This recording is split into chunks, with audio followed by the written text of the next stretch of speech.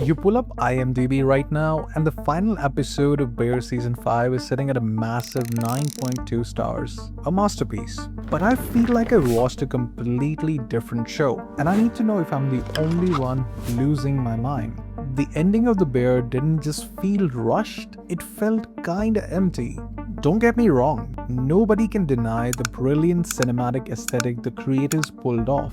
The oppressive color grading, the claustrophobic cinematography, the chaotic rhythm. It's a beautiful, agonizing panic attack that feels incredible to watch. I will absolutely binge this show again just to immerse myself into the grind and the glory of the original beef of Chicagoland. But the aesthetics are just the cherry on top. We watched this show to figure out what the hell is wrong with Kami Brazado, and if this guy was ever going to find peace. But the final season stretched completely thin. A single night agonizingly divided into 6 episodes, and the rest is just shoveling dirt over plot holes to close up shop. For years, the phantom haunting this entire series was Mikey. The trauma of his suicide was the brutal engine of the show. I understand the show intentionally kept his end somewhat vague and showed a combination of factors behind it, but throughout the seasons, his scenes and mentions felt like they were leading up to a final goodbye.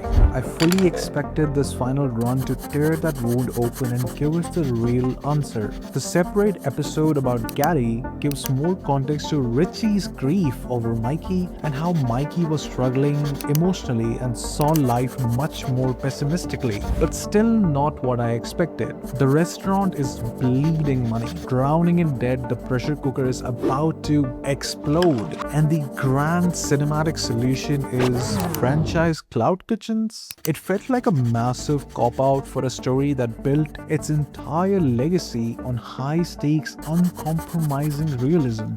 Then there is the absolute disrespect to the characters' realities. Carmi and Claire had one of the most brutal, soul-crushing breakups imaginable. The emotional fallout was massive. Fast forward to the finale and they're just standing next to each other at a birthday party like absolutely nothing happened. The tension just evaporated. But the biggest betrayal is Carmi himself. This ambitious, traumatized guy walked into a dying joint where nobody had their shit together. The beef was going to shut down. He was the savior. He bled for them. He sacrificed his sanity for them. He dragged every single person in that kitchen kicking and screaming into their own potential.